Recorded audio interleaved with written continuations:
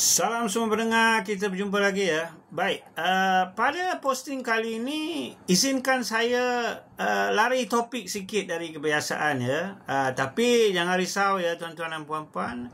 Posting saya ini tetap berkaitan dengan bab pengurusan kewangan. Terutama sekali bagi golongan usahawan kita ya. Saya sebenarnya ada terbaca satu artikel dari Business Times yang bertajuk Retirement Redefined ya.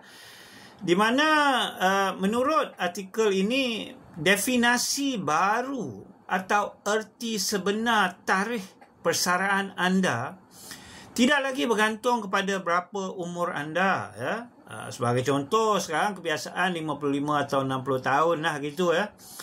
Sebaliknya, tarikh persaraan ini ya sebenarnya bermula apabila anda sudah mencapai tahap kebebasan keuangan anda atau dalam bahasa Inggeris financial freedom ya. Apakah itu kebebasan keuangan? Ia maksud apabila sumber pendapatan pasif anda ya, sama atau melebihi pendapatan aktif anda. Jadi apa itu pendapatan pasif? Berlainan ya dengan pendapatan aktif ya. Pendapatan aktif ini dia memerlukan anda untuk bekerja secara aktif ya. Contoh anda pergi office setiap hari, pergi pejabat dan buat kerja harian di pejabat dan dapat gaji tiap-tiap bulan. Itu pendapatan aktif.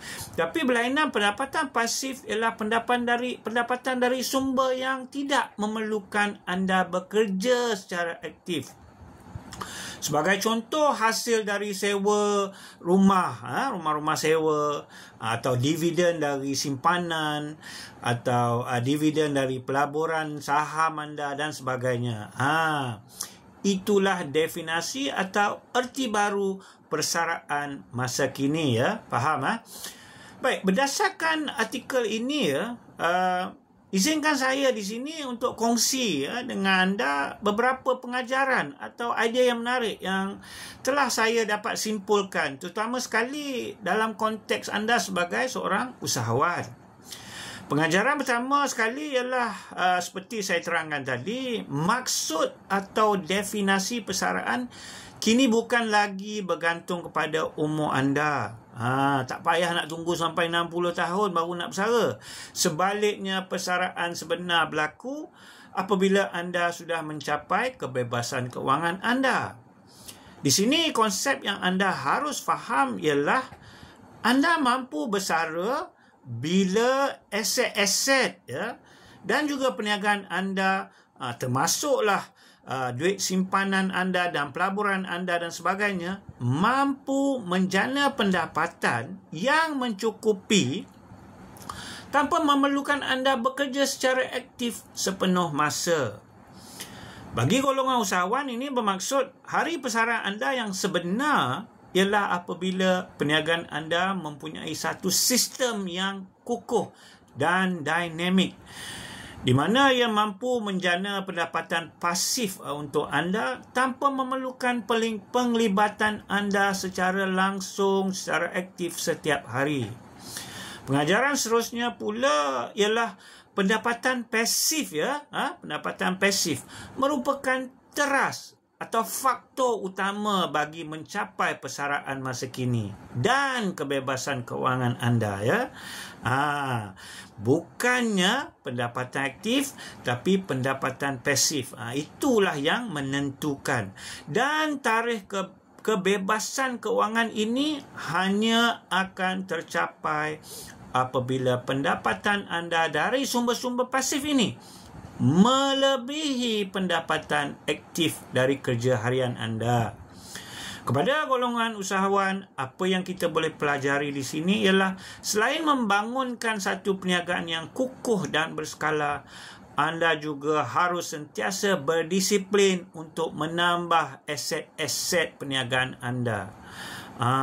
Seperti hartanah ya, beli hartanah dan sentiasa buat pelaburan jangka panjang dengan menyalurkan ya, dengan menggunakan duit keuntungan syarikat itu kepada aset-aset yang mampu menjana pendapatan pasif ini ya. Pengajaran ketiga pula ialah matlamat anda sebagai seorang usahawan betul. Tak boleh, memanglah untuk mencari keuntungan. Tetapi anda juga perlu mempelbagaikan sumber pendapatan pasif anda. Dalam bahasa Inggeris dia panggil diversification. Sebagai contoh, selain sumber keuntungan syarikat saja, anda juga ada sumber-sumber pendapatan dari sewa rumah, datang daripada dividen ASB, datang daripada dividen pelaburan di bursa saham. Tujuan di sini adalah untuk mengurangkan risiko turun naik pendapatan pasif anda, lantas memberi anda lebih banyak kestabilan dalam masa jangka panjang. Kita kena ingat jangka hayat kita juga semakin panjang. Dan sebagai seorang usahawan yang mana tiada pencen bulanan, anda perlu mencipta pencen anda sendiri untuk kesejahteraan masa depan anda. Pengajaran yang terakhir ialah anda sebagai seorang usahawan tidak sepatutnya menganggap bahawa fasa persaraan ini sebagai masa untuk anda berehat dan berhenti kerja sepenuhnya. Sebaliknya, ia adalah satu fasa baru dalam hidup anda di mana beban kerja di syarikat anda menjadi satu pilihan untuk anda lakukan dan bukannya satu yang anda rasa terpaksa. Apabila pendapatan pasif anda dan sistem perniagaan anda sudah stabil, kukuh dan boleh menjana pendapatan yang mencukupi, pada waktu itu anda boleh bersara dan memilih untuk berehat, fokus kepada aktiviti yang anda minat atau mengurus perniagaan anda tanpa sebarang tekanan kewangan. Dan waktu itu jugalah anda sudah mencapai kebebasan kewangan anda. Tapi jangan lupa, jaga kesihatan anda dan jaga solat anda. Baik, sampai di sini sahaja perkongsian saya kali ini. InsyaAllah dalam posting saya akan datang, saya akan sambung semula perkongsian saya berkaitan dengan bab penyediaan polisi kredit untuk perniagaan anda.